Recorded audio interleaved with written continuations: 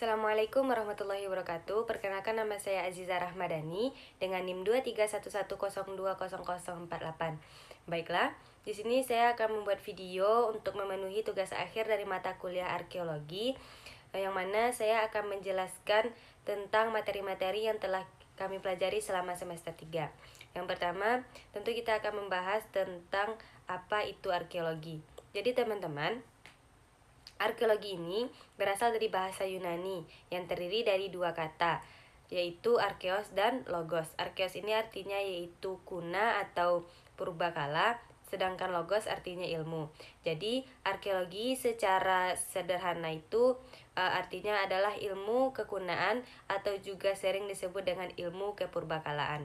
Sedangkan menurut Kamus Besar Bahasa Indonesia, arkeologi ini adalah ilmu tentang kehidupan dan kebudayaan zaman kuno berdasarkan benda peninggalannya, seperti patung dan perkakas rumah tangga atau ilmu purbakala. Jadi teman-teman, secara konvensional, arkeologi ini diidentikan dengan ilmu yang mempelajari kepurbakalaan masa prasejarah saja. Namun, sesungguhnya ruang lingkup cakupan waktunya ini sangat luas, mulai dari prasejarah, Hindu-Buddha, Islam, kolonial, bahkan modern.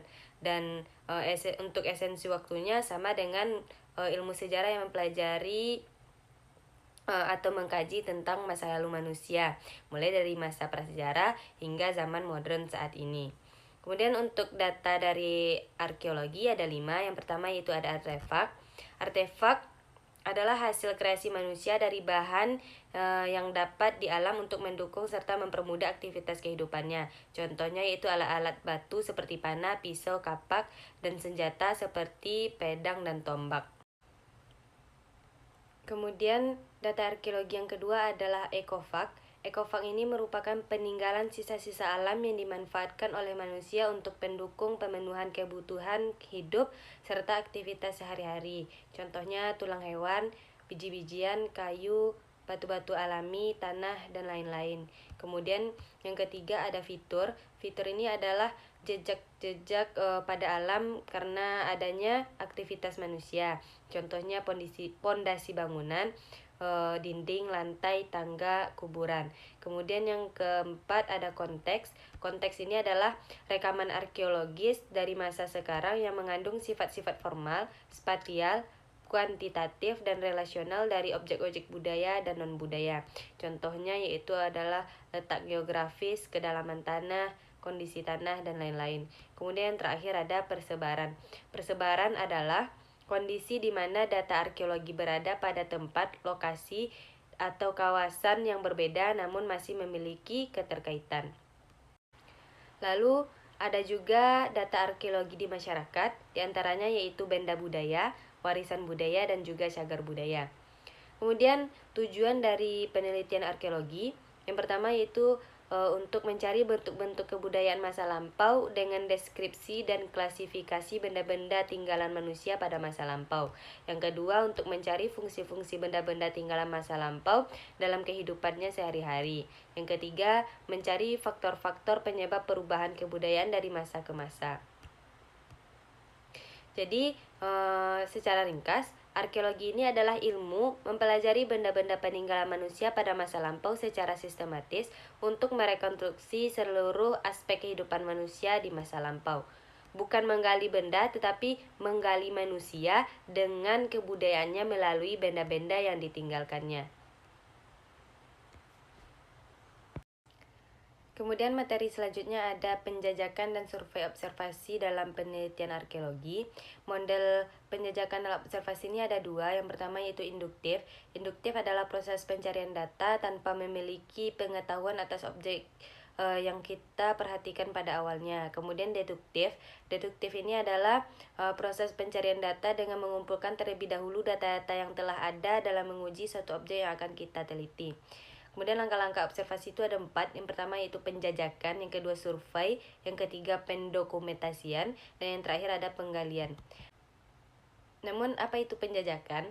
Penjajakan itu adalah pengamatan secara sistematis terhadap tinggalan arkeologi di lapangan untuk memperoleh gambaran tentang potensi data arkeologi dari suatu tempat atau areal. Misalnya, jenis tinggalan arkeologi atau luas situs tersebut. Untuk area penjajakan ini ada 4. Yang pertama itu ada ground atau permukaan, yang kedua area aerial atau udara, yang ketiga ada surface atau bawah permukaan, dan yang terakhir ada submarine atau bawah perairan. Materi berikutnya yaitu penelitian arkeologi. Yang pertama ada pembabakan dalam penelitian arkeologi, terbagi menjadi 2. Yang pertama yaitu absolut. Absolut ini atau juga disebut dengan pembabakan mutlak, yang dimana yaitu menentukan usia satu situs atau artefak secara pasti dengan menggunakan metode ilmiah. Yang kedua ada pembabakan relatif, di mana ia menentukan usia suatu situs atau artefak itu relatif terhadap yang lain tanpa mengetahui usia pastinya. Lalu ada faktor penelitian arkeologi.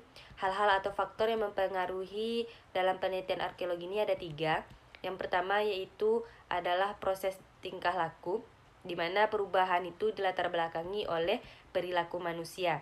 Yang kedua, transformasi budaya. Transformasi budaya ini adalah perubahan yang dilatar belakangi oleh aktivitas manusia. Dan yang terakhir itu ada transformasi alami, di mana perubahan itu dilatar belakangi oleh faktor alam, seperti adanya aktivitas flora, aktivitas fauna, ataupun fenomena alam. Kemudian untuk pengaruh faktor-faktor pada penelitian arkeologi, bentuk-bentuk faktor-faktor perubahan dari hasil penelitian arkeologi ini ada 4. Yang pertama itu ada bentuk, ruang, kepadatan, dan yang terakhir ada keterkaitan. Untuk tingkatan penelitian arkeologi sendiri ada 3. Yang pertama yaitu ada observasi. Observasi ini adalah tingkat pengumpulan data. Yang kedua deskripsi. Deskripsi ini adalah pendeskripsian dan pengolahan data. Dan yang terakhir ada eksplanasi atau menjelaskan tentang data. Sekian, Assalamualaikum warahmatullahi wabarakatuh.